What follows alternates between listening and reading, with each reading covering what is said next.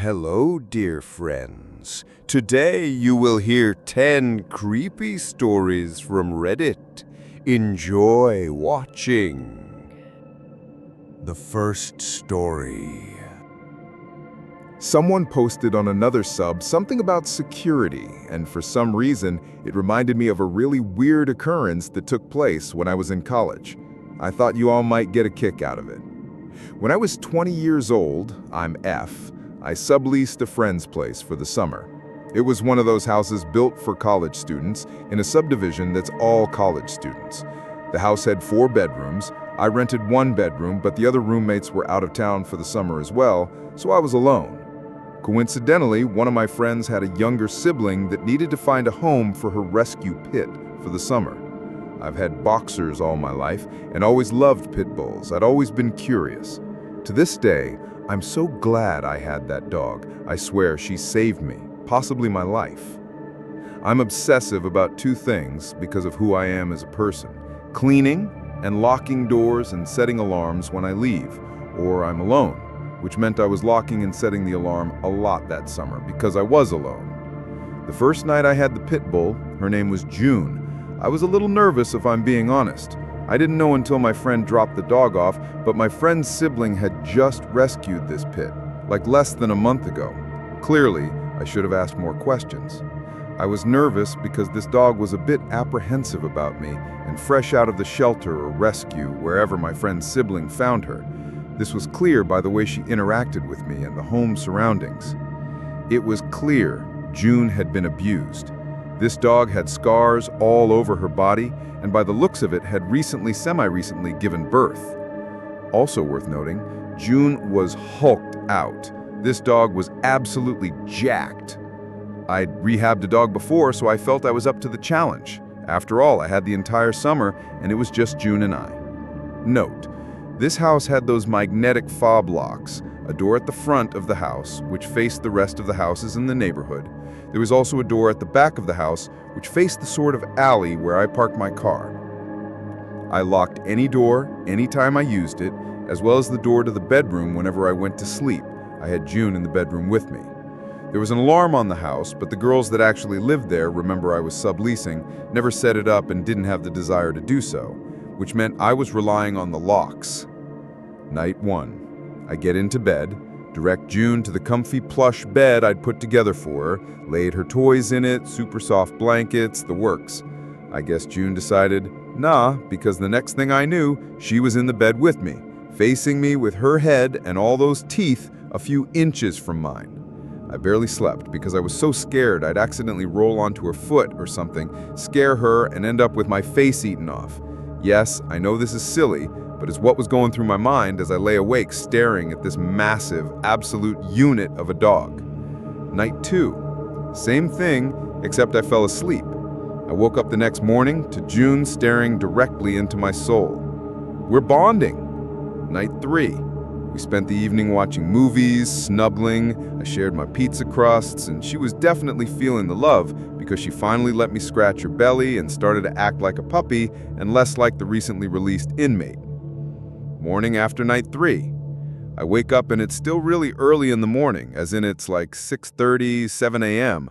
I usually got up around 9 for my class at noon. As I'm coming out of the sleepy stupor, trying to get my bearing and understand why the hell I'm awake so early, I clock June. June is absolutely snarling at the bedroom door, body slamming the door, sniffing while snarling the base of the door, lunging over and over at the handle of the door. It was absolutely terrifying, but I wasn't afraid of her. I quickly realized something or someone is right outside my bedroom door and jiggling the door handle, which I locked.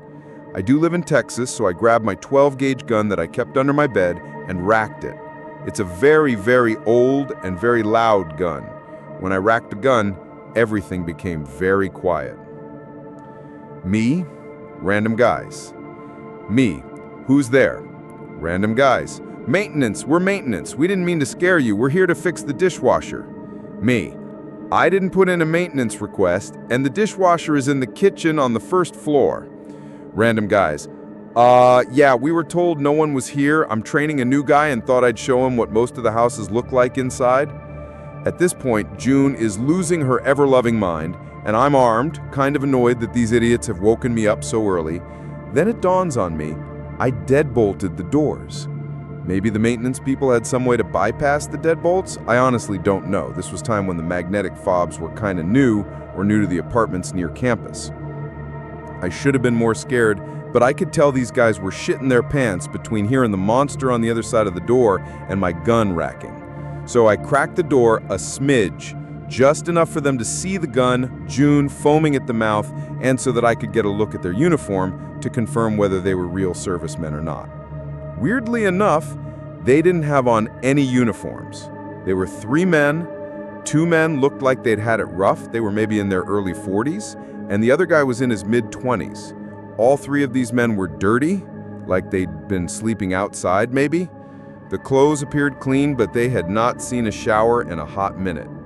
I tell them to leave, or I'd open the door, let June out. I tell them I'll call the front office and clear this up, but for now they need to leave. And sure enough, all 3 men turned around and got out of my house. Once the men left, I checked the doors and the back door was unlocked. I checked it the night before. No chance I'd forgotten to lock it. I called the front office the minute it was open at 8 a.m., to which they said they hadn't dispatched any maintenance men that day and asked me for a description of the men. I'm not sure if they were ever caught, but I certainly hope so. I have never been so scared in my life. I'd use my gun when hunting, but never once pointed it at a person. In that specific housing complex, at least 5 women were attacked in the weeks before this encounter, so I was definitely on edge. I kept June the entire summer and would have tried to adopt her as we definitely bonded, and I knew she had my back. I felt so safe with her. But the place I was moving into wasn't a place she'd be happy, as there wasn't a yard and it was really small. To this day, I'm convinced June saved me from something truly horrible. To the maintenance men, may we never meet again. The second story. This was during my tenure in Japan during my first teaching job. I was still learning the language and could only speak a little bit. I also had an international driver's license at the time, having failed the local driving test multiple times before passing 9. I had used a whole month's paycheck to buy a small K car, think a small boxcar, a Spiano Mazda to be precise. Every other day I drove to this particular preschool where I taught the 3-year-old classes English. It was usually a very boring, uneventful drive and lasted 30 minutes. But this time left me with PTSD. I was running a bit late, so I was driving a bit faster than I was supposed to be going. I didn't want my strict boss to yell at me. I was in the right lane, which was the fast lane. I rarely drove in that lane because I just enjoyed the scenery, but I didn't have time for that today. I noticed that my lane was disappearing, and I saw that there was a space in front of the car next to me, the psycho's car. So I put my foot down, going even faster than I was supposed to be going, and get in front of him. I was a whole 2 car lengths in front of him, and except for the speeding aspect, followed the rules of the road. That move to get in front of him apparently upset him so much that he followed my car for 20 minutes to my workplace. I didn't notice as I was trying to quietly urge people to go faster. As I pulled up, I noticed that my usual space was filled. I was rather upset at the time, but I would have been in a worse situation if I was in my usual position. The parking lot was actually just an abandoned gas station outside the school. I parked my car and then get myself situated to get out, grabbing my purse, phone, and mentally preparing myself for the next 3 hours. What I continued to not notice is the man's car following me into the parking lot and parking behind me. In all honesty, I'm not proud of any of my decisions in the next 30 minutes of my life. He appears at my window, and as all the kids and their parents are arriving, I just presumed that he was a parent. I rolled down my window to see what he wanted. I, a 24F at the time, was just trying to be a professional teacher to this random father of my student. Unfortunately, he wasn't a father, but a deranged lunatic. He randomly started screaming at me in a language I didn't understand in front of 2 to 4-year-olds and their parents. I only understood that he was angry about my car and that he was calling the police. I understood the word police. I obviously should have pretended not to have understood that word, because now he was screaming at me about me being a liar and that I understood Japanese. Again, out of the words I learned from watching anime at the time, I learned police, Japanese, liar, and angry. So that's literally all I understood from this very unhinged man. Still screaming at me in a parking lot where toddlers were literally staring at him. He demanded I followed him across the street, and I agreed, for quite a few reasons. One, I wanted to get him away from the kids ASAP. Two, the parking lot I was in was not going to give a quick getaway. The one across the street was an Aeon, so basically a big supermarket, aka an easier way to flee. 3, I wanted this psycho to get back in his car. 4, that's apparently where he sent the police to arrest me for trying to kill him, according to what I was told later. I drove to the Aeon and kept my car running. He parked 2 rows ahead of me, glaring at me. For the next few minutes, I awkwardly just sit there. The police come and he goes up to them demanding that they see the video. One goes to watch, while the other comes to my car to get my version of the story and verify my license. After getting the all clear, he asked what started the situation, using Google Translate. I replied that I didn't know, the other driver just randomly started yelling at me at my place of work. The officer walked away and spoke with his partner at the psycho's car. They talked with him, promising to deal with me. One officer asked if the psycho had assaulted me. Honestly, that possibility hadn't even occurred to me before that moment, that this very unhinged person could have started an altercation. I replied that no, he didn't, and I just wanted him to go away. Sorry, there's no way I could afford a legal route on a teacher's salary. They walked back over to the psycho again and promised to get rid of him. I texted my boss the situation because now I was officially missing class. Psycho drives away, and then they came and stood protectively next to my car. After waiting 10 minutes, they said that I was free to go. No ticket, no fuss, no arrests on my part or Psycho's part. What the F? Why did I just have to deal with this situation for it to be over with so easily? I was still freaking out and not looking forward to the 30-minute drive home where the psycho was headed. I realized on my way home that I noticed when cars were behind me for a while. I also noticed that I was freaking out because they were heading in the same direction as me on a road with only a single lane per side for 5 minutes. Yay, thanks, psycho. I now freak out when someone literally drives back into town behind me. I couldn't shift the feeling of freaking out when someone drove behind me the whole time I was living in Japan. I was able to increase the amount of time someone could drive behind me before freaking out.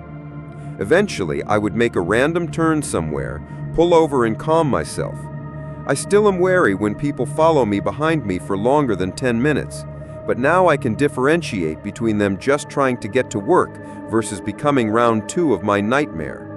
So psycho guy with your deranged train of thoughts, please just stay in Japan and let's never meet again. The third story. When I was 16, I played a lot of League of Legends. Like, a lot. I was in Facebook groups, constantly looking for new people to play with, discussing builds. You get the idea. That's how I met Gabriel. He lived in another city nearby, but we had a mutual friend, Valerie, a girl from my neighborhood who was around my age. We started chatting on Facebook and Skype, sometimes playing LOL together. Eventually, Valerie invited me to her birthday party. Her house was just around the corner, so of course I went. Gabriel was there. We clicked instantly, but at some point during the night, he tried to get me alone in a dark room. You know, for what?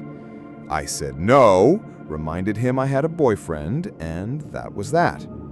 Over time, he became more invested in my life. I didn't have many friends, so he quickly became my best friend. He'd visit my city often, stay over at my house, and we talked constantly. We'd watch shows, game together, have dinner. It felt like a great friendship. Or so I thought. Looking back, the shift happened gradually. So subtle I barely noticed. but thinking about it now makes my stomach turn. It really began around 2016, right after my mom passed away. Gabriel would accidentally touch me. He started greeting me with kisses way too close to my mouth. He'd compliment me, then twist it. Like, "You're so beautiful, if only you lost a bit of weight." He'd manipulate me into thinking my exes were awful, that my friends hated me. He even made bets with people about how long my partners would last before dumping me. In 2019, I finally moved out. I invited him over to help organize the place. When he was about to leave, he grabbed my face really hard and tried to kiss me. I pulled away, but he held me so tightly that I had to duck under his arm to get free. We stared at each other in silence, then he left. He later apologized, and because he was my only friend, I forgave him a week later. I shouldn't have. Then came the pandemic. He happened to be staying at a friend's house just a few blocks from me. I asked for help dyeing his hair blue, so I went over. I met his group of friends, and they were awesome. We bonded instantly. We played board game nights, VR gaming, late night talks. I loved hanging out with them. Gabriel didn't. He started getting upset that I was spending time with them instead of just him. One of the guys told me Gabriel had forced him to show our private messages to make sure nothing was going on between us. Gabriel suspected that his friend and I had a fling. Then came the jealousy, and something changed in his face. His eyes looked black.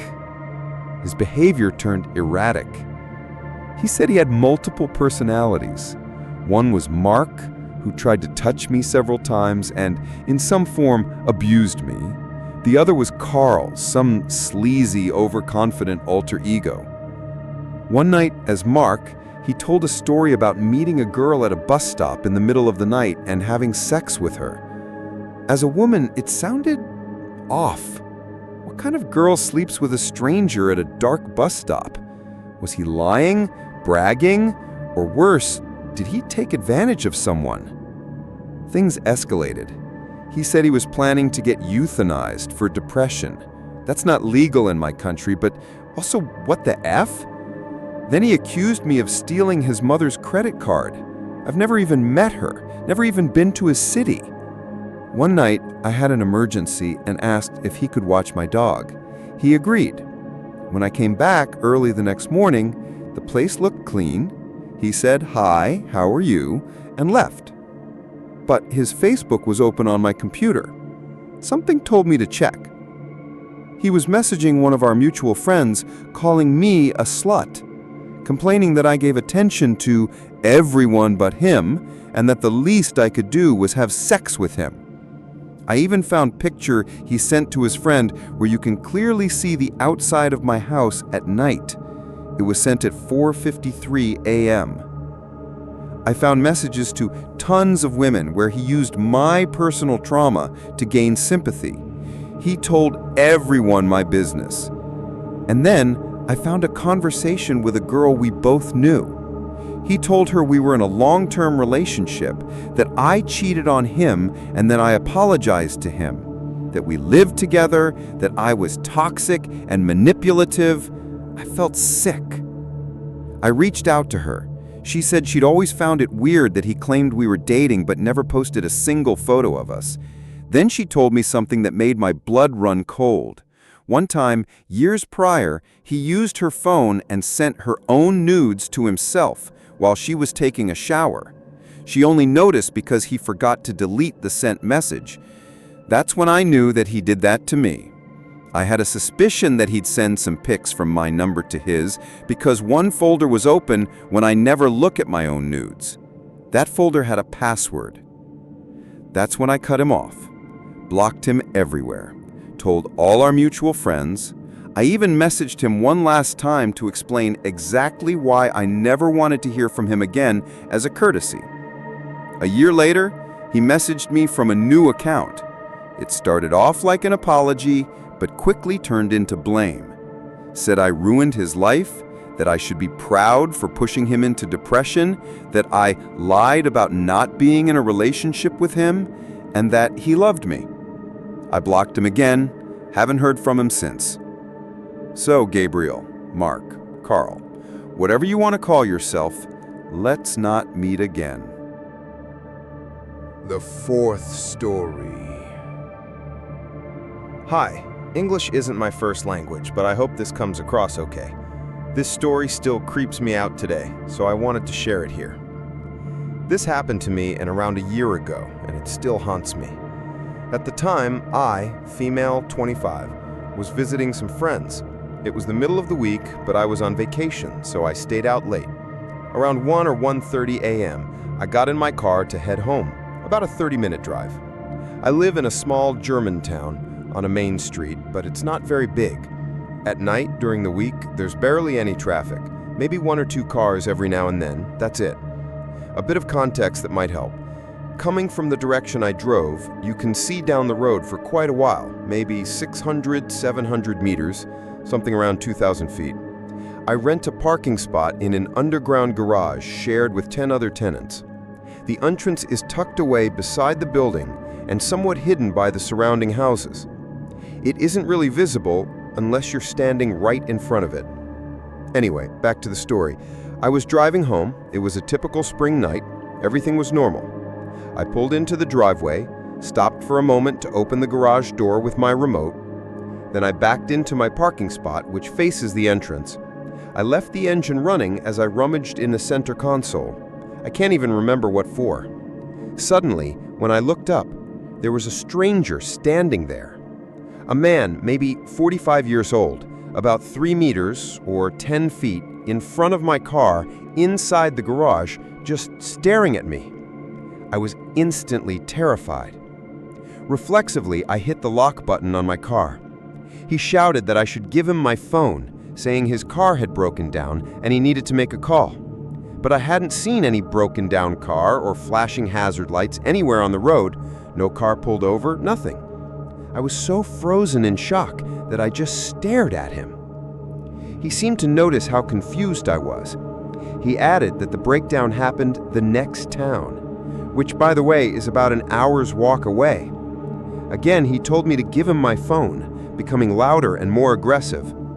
That's when I realized what he was not wearing. Just knee-length checkered shorts and no shirt. It wasn't freezing outside, but it definitely wasn't warm enough to be standing around half naked. I yelled through the closed window that I couldn't help him and asked him to leave. He, still angry, said, "You don't need to be afraid of me. Just come and give me my phone." I told him I was sorry, but no, and that he needed to leave. He stared for a moment longer, then angrily walked out of the garage. I stayed in my car until the garage door was fully closed. Only then did I turn off the engine. I wanted to call a friend, but there's no reception in that garage.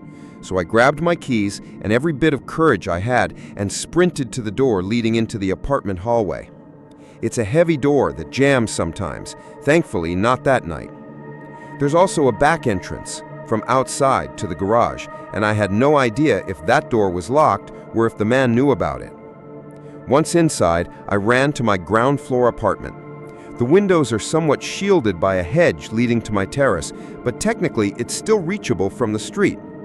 Once inside, I locked everything, shut all the blinds, and just sat there for several minutes before calling a friend. I debated calling the police but didn't, thinking they had more urgent matters to deal with since actually the man hadn't done anything to me. Looking back, I realized that was a mistake, but honestly, I was just completely rattled. I'm usually someone who's happy to help people, but he easily could have asked me to call someone from outside, or knock on a door somewhere, or anything other than following a young woman into a garage at night, half naked. That's just no. I've never seen him again, thankfully. But ever since that night, I hate parking there. I never get out of my car until the garage door is fully closed, and even then I'm always on edge. I'm so grateful I kept the car running and locked the doors. I'm grateful my parking spot is right across from the entrance, so I had a clear view. I'm grateful the door didn't stick that night, and honestly, I'm so grateful I hadn't gotten out of the car earlier. I really don't want to imagine what could have happened if I had. Edit. Normally, I don't really share any stuff online. I didn't expect to receive so many nice responses and kind words here. You somehow encouraged me, and that made me feel better. Thank you all a lot. The fifth story. I live in a regional city in Australia. It's relatively big, but once you leave the center of the city, it's pretty much all bushland and trees. When I was in year 3, 7 or 8 years old, my school took all the year on a school camp to a campground 45 minutes out of town. It was a one-night trip, and we were all super excited. After a long day of archery, basketball, tennis, and all the other things you do on camps, we had dinner and went to bed. I distinctly remember laughing and messing around with all my friends before we all fell asleep around 11 p.m. Now, the next part I had forgotten for years, until only recently it came back up in my mind, and now it's the clearest part of my memory. I used to be terrified of the dark and used to wake up multiple times a night. This certain instance, I woke up in my cabin at around 2 a.m. I remember this as I had a watch that was very special to me, and for some reason, looking at it and checking the time comforted me in the dark. When I woke up, I felt like something was off. Not wrong, but off. I looked around my cabin and saw nothing of interest, but then I was struck with such an intense feeling to just look out the window.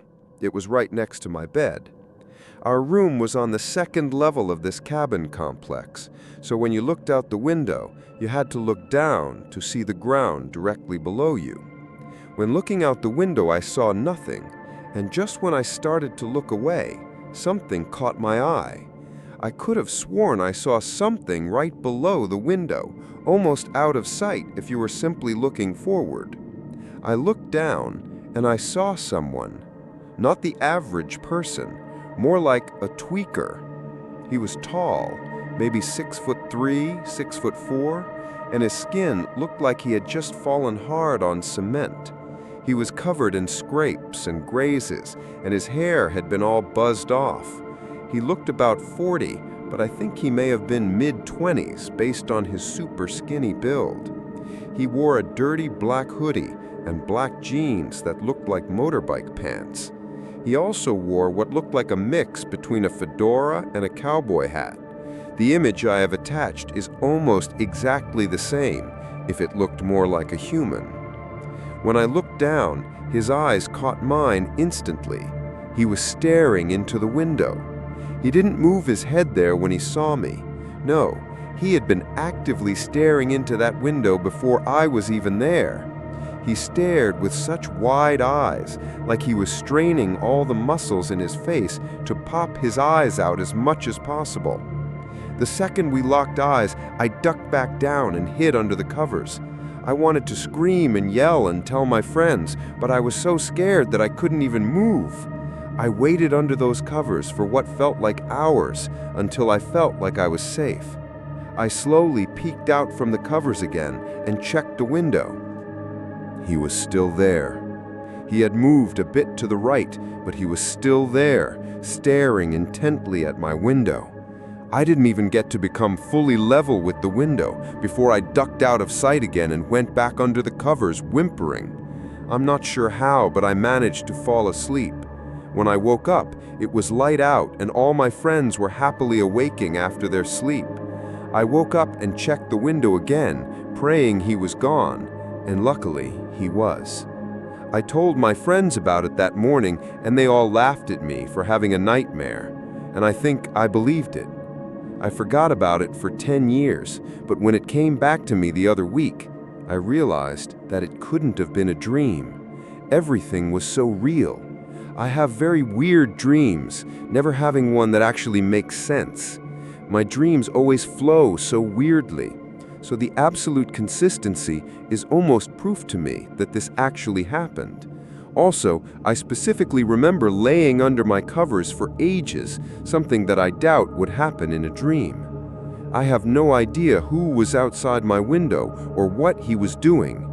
I just hope that he isn't continuing with what he was doing, because that look in his eyes told me that whatever he was doing there, he wasn't messing around. I don't know what I saw, but I just wish I had an answer. The sixth story.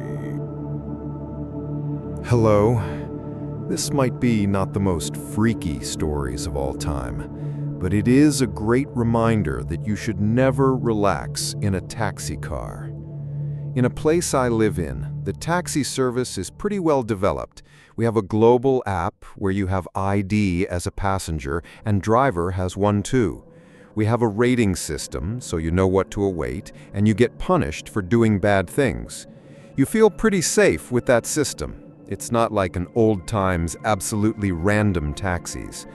I've never had a serious troubles with drivers before that day.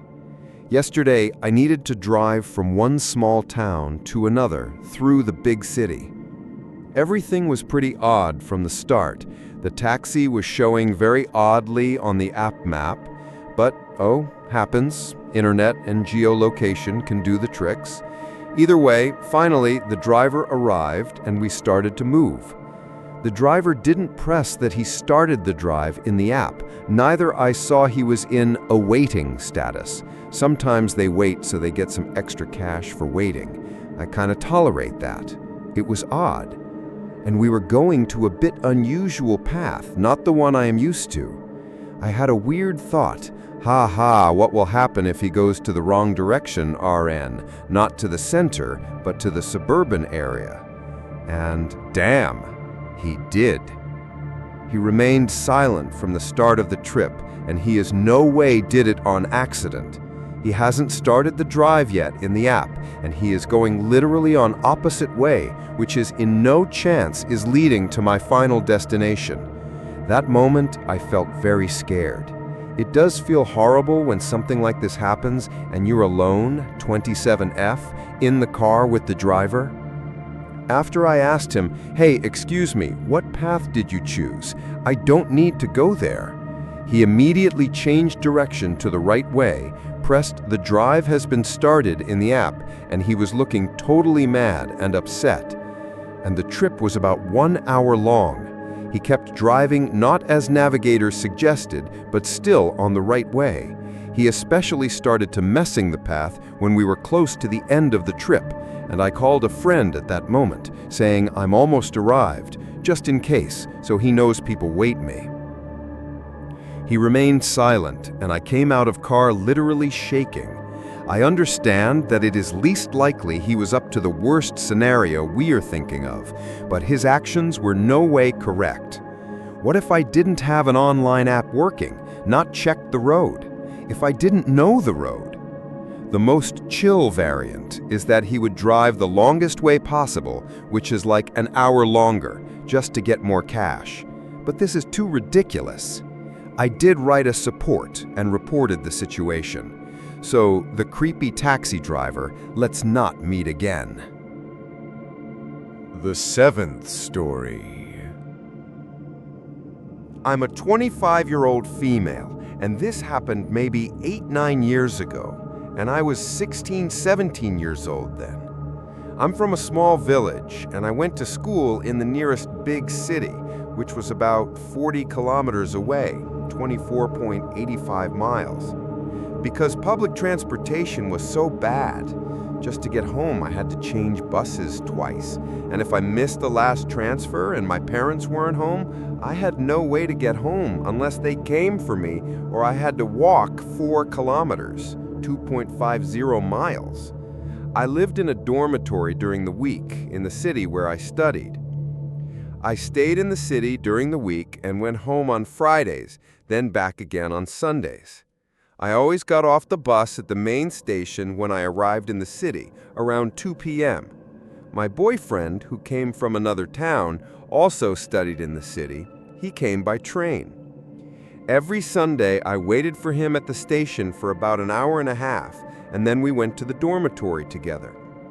That day was no different. I was waiting for him, sitting upstairs at the station in a spot where I could see the entire ground floor from above. I had my headphones in and on my phone, just sitting there. Out of the corner of my eye, I noticed a homeless woman wandering around. She sometimes stood still and looked around, but I didn't pay much attention. There are a lot of homeless people in that area. Time passed. I was still sitting, headphones on, phone in hand. Then I saw the homeless woman start walking in my direction. I still didn't think much of it. When she was about a few feet away from me, I noticed she was talking to other people who were sitting nearby, probably asking for money. A few moments later, she started walking toward me again. I saw her, but I didn't lift my head. Then she stopped in front of me. That's when I looked up. She just stared at me. Her eyes looked like she was high on something, and she was slightly swaying. She was dirty, honestly disgusting to look at. Some green liquid was dripping from the corner of her mouth, and her face was dirty. She wore a thick coat, gray pants, black boots, even though it was spring, and had a black backpack. She had short brown hair, brown eyes, looked around 40, though she could have been younger. I saw her lips moving. She was talking to me. I took out my headphones and gave her my attention. I'm not a rude person, and I always try to speak kindly to people. But when I removed my headphones, she went silent, just stared at me. "What? Could you say that again?" I asked her. Then she spoke again, but I didn't understand a single word, just mumbling. She stared at me with those glassy eyes. I shook my head. "Sorry, I can't understand what you're saying," I told her, and looked at her. At this point, I felt my heart beat faster. I got scared. I didn't know what she wanted, and something about her made me really uncomfortable. She started mumbling again, and while she mumbled, she began searching for something in her coat pocket with her right hand. I looked down at her hand to see what she was doing or what she wanted from me. I looked back up into her eyes and waited to see what was going to happen. Then I saw her pull her hand out of her coat, and I looked down at her hand again. She was still mumbling, and I saw a piece of glass in her hand. She slowly slid it up under her coat to her forearm, holding the sharp end in her palm. It was pretty big, sharp, probably around 15 centimeters, 6 inches. That's when I realized something was very wrong. My eyes widened. I was scared. I asked her one last time, a bit more irritated now, "What do you want from me?" I knew there were people around me. It was a train station in broad daylight, so I didn't think she would actually do anything. Well, suddenly, she stepped toward me and pushed the glass toward me, toward my neck. I reacted immediately. I jumped up in time, pushed her away, and yelled at her, "What the fuck are you doing?" She started mumbling more angrily. I had no idea what she was saying. My whole body was shaking, and I was terrified. I grabbed my travel bag quickly, all while keeping my eyes on her. She was still mumbling angrily, holding the glass shard in front of her, staring at me. "Leave me alone! Go to hell!" I shouted at her again. And as I rushed off, I saw that everyone at the station was now watching us. I ran outside the station and saw some police officers nearby. I felt relieved. I walked toward them, but I didn't say anything. I knew that if I told them, they'd probably just tell her to leave and that would be it. So I just stayed close to them. A few moments later, I saw the woman come outside too. She was walking in my direction, angrily looking at me. I didn't see the glass in her hand anymore. I grabbed my bag and walked to a different part of the station courtyard where she couldn't see me. I was trembling, scared, and in shock. I never saw her again. A bit later, my boyfriend arrived and I told him what happened. He was surprised and worried too. He told me never to wait for him at the station again. And I didn't. From that point on, I always waited for him at the dormitory. Even now, every time I go to that station, which is rare, I get anxious and stay alert. I still live in that city now, even after finishing school, and I'm still with my boyfriend. We live together. Just knowing what could have happened there if I hadn't reacted in time or if I had just ignored her, it still scares me. So, to the homeless woman, who might not even be alive anymore, if you are, let's not meet again. The 8th story. So, I want to preface before beginning my story that these events took place several decades ago, so I apologize if my memory doesn't serve me as well as it used to. A close friend has heard this story several times over the years, and he always recommends telling me this story on Reddit and stuff, so I'm going to give it a shot. Now, I'm no Hemingway, but I'll try to make this as narratively interesting as best as I can. Thank you for your patience, and feel free to ask questions. I'll do my best to answer them to the best of my ability. I grew up in a smaller town in central Washington, one of those small farming towns you pass by to somewhere more interesting. I was born in the great year of 1970, early December. My family raised cattle and worked construction all of their lives. Humble living, my grandpa always said. My young childhood was closely spent working with my father on the farm, put to work the second I could keep my feet under me. I had 2 older brothers who truly could only be described as rough around the edges. The entire town knew my brothers. They were loud, brash, and didn't care whose toes they'd step on. As for me, I was a bit more of a mama's boy. Our community was very connected, just a few farmers and their families. We'd meet in the Grange Hall for something we called family lunch every Sunday after church. If there was a problem, or if someone had a problem, we all knew it before sundown. No story could escape this town's grasp. The wives would meet up and gossip about anything new under the guise of a book club. Because of this, we could never get away from anything. Even back then, before a world before cell phones, it was almost as if we always had cameras on us. That being said, I remember when the whispers around the town started. I believe it started around when I was around 15. This mysterious man was the talk of the town. It all started around when Bruce Springsteen released his Born in the USA album. This man would wear a white shirt, red hat, with blue jeans and dark brown work boots. Due to this, everyone around here started to call him Bruce. At first, all of us neighborhood kids thought it was another boogeyman tale.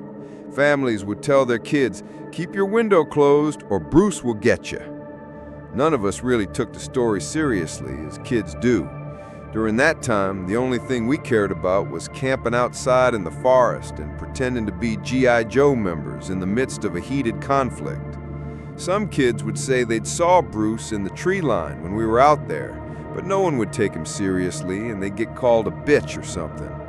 Even with this, we'd still kind of get that chill down your spine at night, that same chill you'd get when someone was spying on you. In hindsight, even though we teased those kids for saying they saw Bruce, we all still had the fear of him spotting us. I remember thinking I was invulnerable from having Bruce see me due to my window being on the second story of our house, though I still kept my blinds closed just in case. When summer ended and the dreaded school year came back around, the noise of Bruce around the town diminished.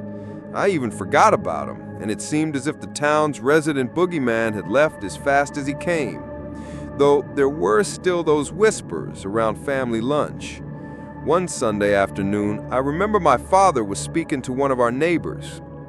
"Davy's son says he saw that man looking through his window the other night." "Ah, that's a load of horse shit, and you know it. That whole Bruce thing was a boogeyman story for the kids to behave." "Maybe, but even Davy seems shaken up from it," my neighbor retorted. And my neighbor was right too. I was close with Johnny, and him and his entire family swore up and down about it. Johnny told me he woke up early one morning to that chill down his spine. He said, "Dude, it was freaky. He was just standing there, and his hat kind of covered his face, so it was hard to see what he looked like." He said that later he screamed for his dad, and this dude still just stood there. No reaction or anything, just kept looking directly at Johnny. By the time their front door opened and the first shot rang out, Bruce was gone, almost as a ghost disappearing into fog.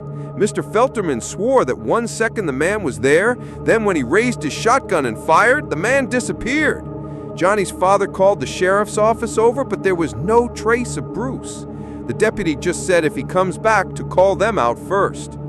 Johnny told this story probably 100 times that year, yet just like before, everyone would tease him and deny his story.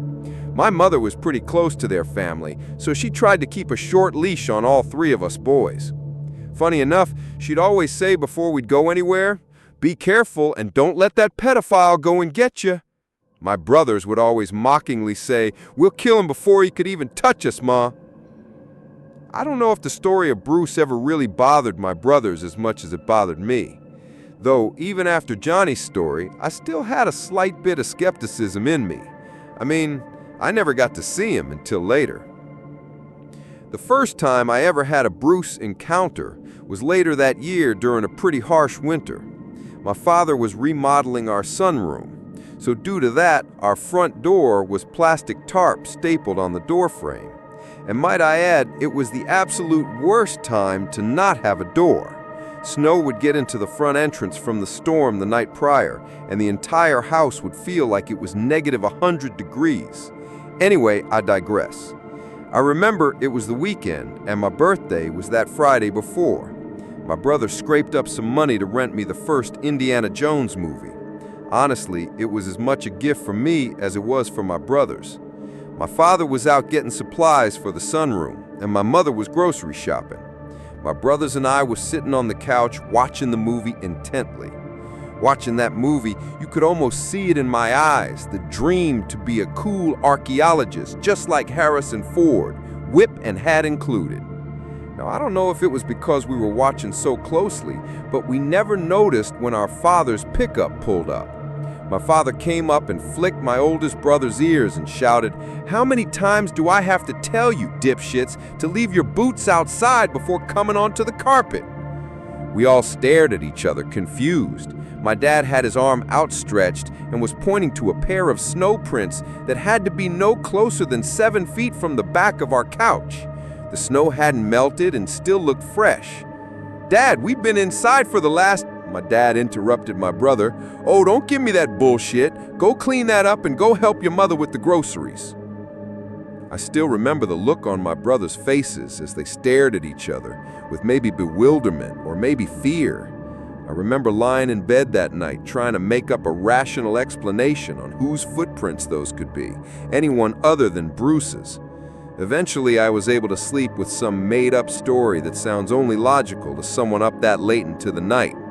My brothers later both blamed me for the prints, and I became a chore boy for my father because of that. Yet those prints still haunted me, mostly because of how close they were to me. If there even was someone behind us, surely we would have heard the rustling of the plastic tarp. Now, obviously, I never told this story to anyone due to the fear of social suicide. I couldn't take those kinds of skeletons following me into high school. Nothing special happened the rest of the winter for my family. My father finally got a door onto the porch just in time for it to finally warm up. In those warm, sweaty nights, I prayed for the house to return to its freezing temperatures again. For most kids my age at that time, that meant going swimming, partying, and late nights with girlfriends. For me and my brothers, that meant more time to help Dad. Long, grueling hours directly in the sun while working on houses for people whose cars were worth more than my entire family's net worth. After long, drawn-out hours of orders being barked at by our father, our treat was to come home and either buck freshly harvested hay into our barn or tend to the animals. Yet after all of this, we always had a hearty meal cooked straight from my mother's hands ready for us at the end of the day. We'd eat till we couldn't pick up a fork, just to head to bed and do it all over again.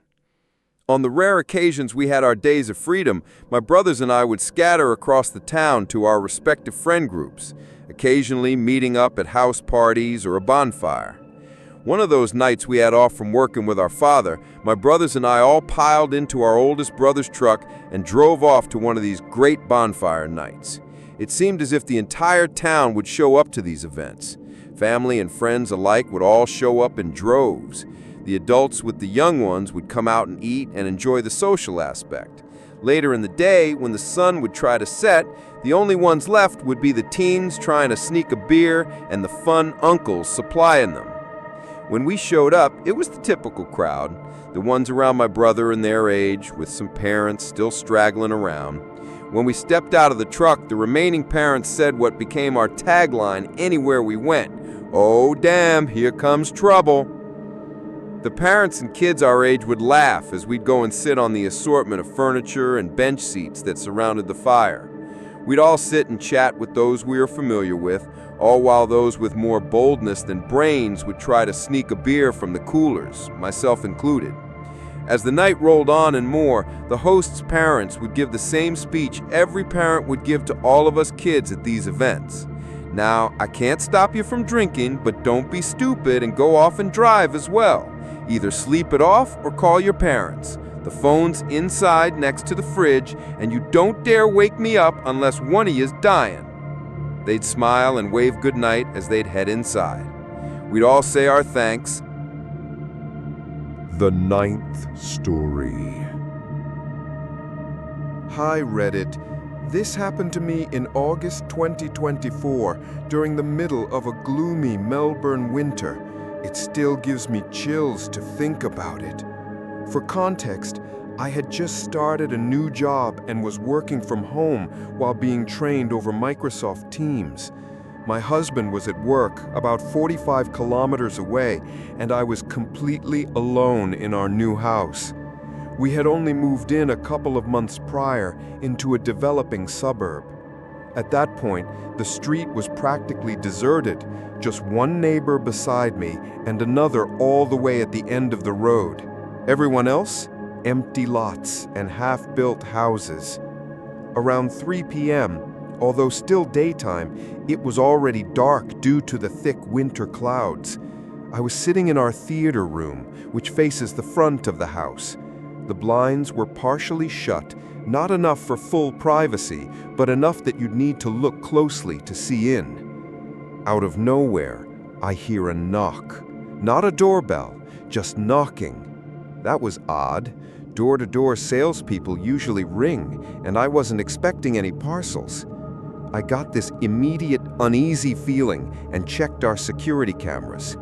Standing there was a huge, shirtless man, clearly high or drunk, swaying, aggressive, and peering directly through the narrow glass panels on my front door.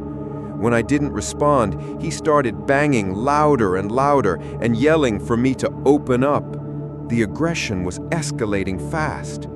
Thank God we had a security screen door installed, but even with that barrier, I was panicking. I was home alone, no one else was nearby, and help was not going to come quickly.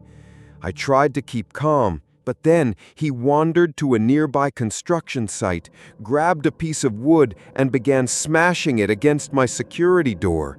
That was it. I called the cops. They could hear the banging on the call and immediately told me to get into the master bedroom, lock that door, then get into the ensuite bathroom and lock that too. That way, there'd be 2 locked doors between me and this guy in case he made it inside. The next 20 minutes were the longest of my life. He didn't give up. He moved to the side gate and tried climbing over it, which leads directly to the back of my house. I have glass sliding doors back there, and it hit me they'd be easy to break. I rushed to shut the roller shutters. As they were coming down, he saw them and lost it. He began pounding on those now too, furious, completely unhinged. Then finally, sirens. The police arrived, saw his car parked all crooked in front of my house, noticed the muddy footprints, and immediately jumped the side gate. They caught him mid-rage at my back doors. He was detained, but because of local laws here, people under the influence have to be medically sobered up before arrest so that the cops aren't liable if anything happens while they're high. So they called an ambulance, took him away, and also towed his car. A cop returned to my door later to explain the situation.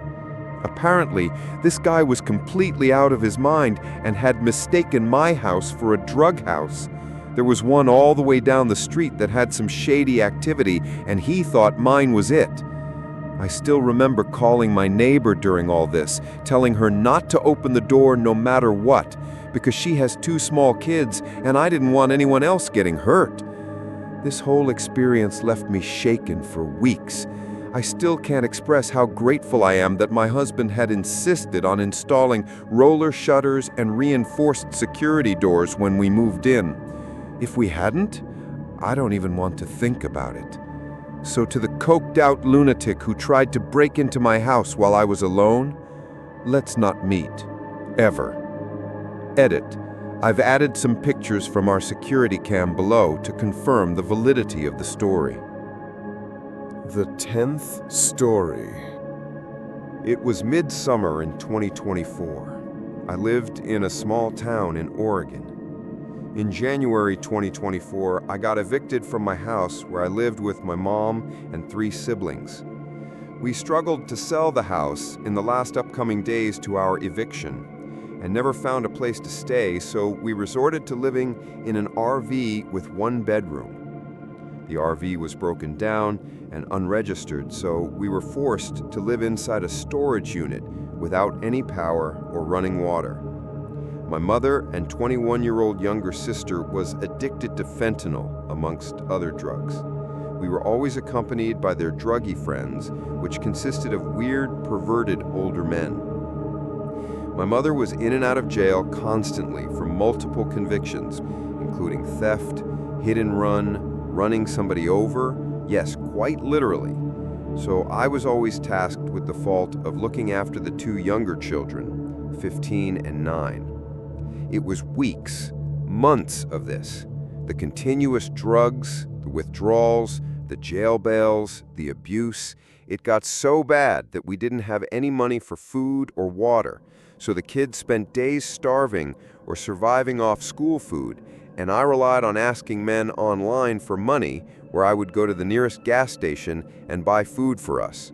Walking distance, since the truck never had any gas and was always breaking down. I met this one girl online, 29, where she sent me money here and there for food or gas. She was flirtatious and had obvious intentions to get with me.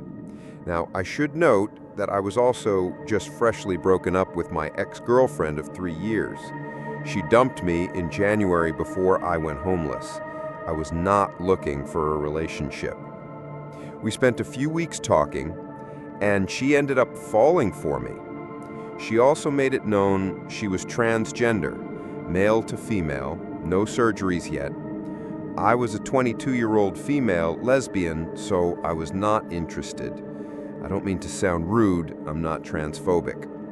A few weeks in, she was aware of my abusive homeless situation and offered me to come down to Florida and live with her. I was hesitant at first, but was desperate to get out of said situation. I was an immigrant in the USA. I'm from the UK, been there illegally for 11 years, so I could not work. I ended up taking her up on her offer, and she bought me plane tickets that day, set for 2 weeks later.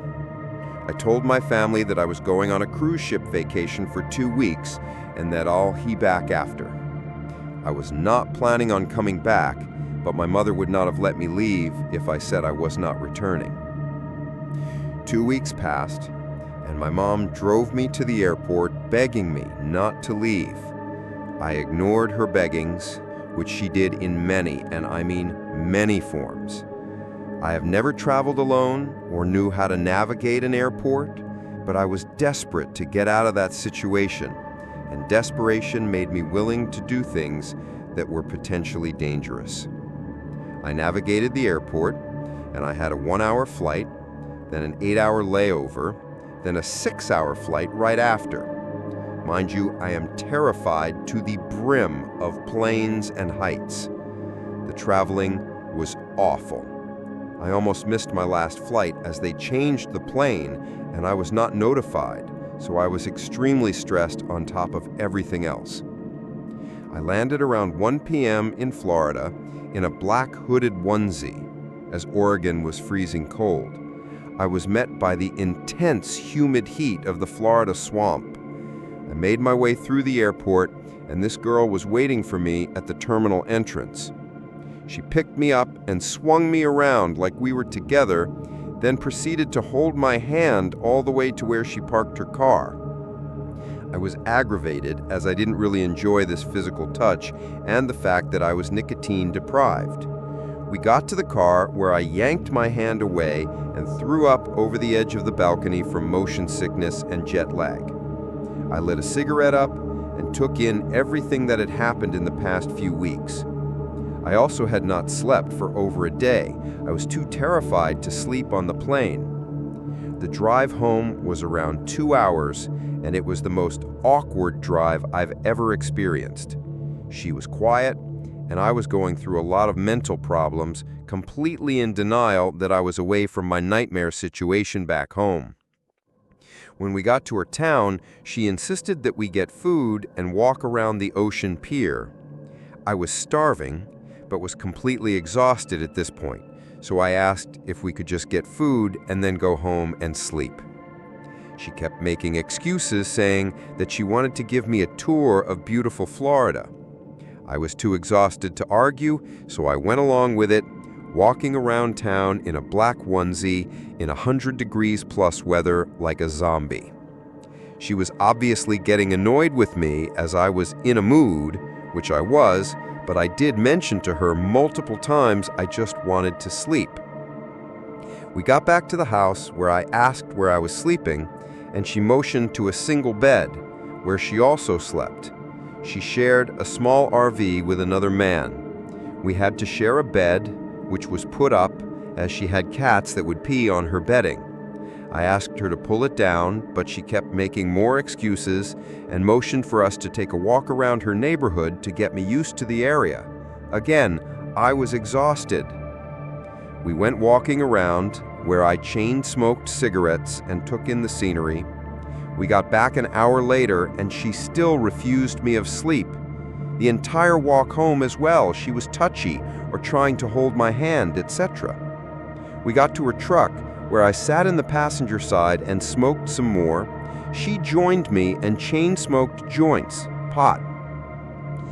Hours went by, and I ended up bawling my eyes out in front of her, which ended up in her getting annoyed with me, telling me to just go back home. I was all over the place mentally, and sleep exhaustion was making it worse. We then went on another walk at night. This is going on now over a day without sleep. We got to a little pier again, where she was kissing me and holding me. I was making her aware I did not like this either, but she kept insisting. We got home at around 10 p.m.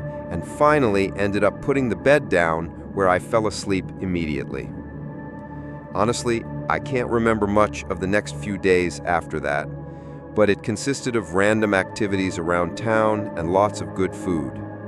She did not work and relied on her roommate's income. They had a weird relationship where she gets all his money and he just works and plays video games. She takes care of him. It was weird, trust me. About a week after is when things started to get worse.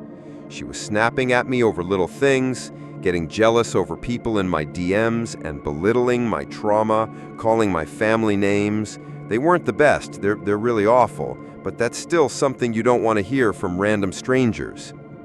We played a few games together where she'd get obviously ragey at them, which also triggered a traumatic feeling for me as I had a previous stepdad with video game rage, and I'd have to listen to him all night, go at it, then eventually at my mom. A few more days passed, and she informed me that she had a son who lived with her family because she couldn't take care of him in her current situation. She asked me to come along to her family's house and meet everyone, including her son. I told her that it was not a good idea, as I didn't want him getting the wrong impression of me, as she was obviously into me and thought of me as her girlfriend. Plus, I needed alone time, as I never got any of that living with my family. She threw the biggest fit, but eventually left, where she texted me the entire time she was out. You kid me not even 2 hours later, she returned with all of them, brought her son inside to meet me, etc. I was furious, but it wasn't the child's fault, so I greeted him gracefully, but made a lot of attempts to hide in the bathroom or truck to smoke. They left, and that was it for that day. More days passed, and she would try to get me to go on walks with her to her roommate's work to smoke. I kept asking to stay for alone time, but each time was met with door slams and messages the entire time she was gone. At this point, the arguing was getting worse and worse. She was getting more and more violent and was lashing out over small things. One lash out was her trying to fix the air conditioner, where she was getting obviously frustrated by the heat. She lashed out on me, then begged me to stand over her with a blow dryer that blew out hot heat. I told her that was a bad idea and to just step outside for a bit and smoke and calm down. She lashed out completely on me since I refused to do this, so I left and sat out in the vehicle. She later came out to smoke in a mood, throwing things around in the truck, smoking in awkward silence with me. The arguing was getting worse and worse. I refused sexual activity with her, and she went to the extreme measures of buying me libido booster gummies to help put me in the mood. It made me uncomfortable. She would make these remarks that she was an OnlyFans creator and knew what she was doing. I wasn't into men's downstairs, if you know what I mean. This led to a lot of arguments. One night we got into an argument over me not showing her any affection, and I was tired, so I got into bed and attempted to sleep. Then she threw a fit and told me, "Friends, thank you very much for watching. Subscribe to my channel. I have many more interesting stories."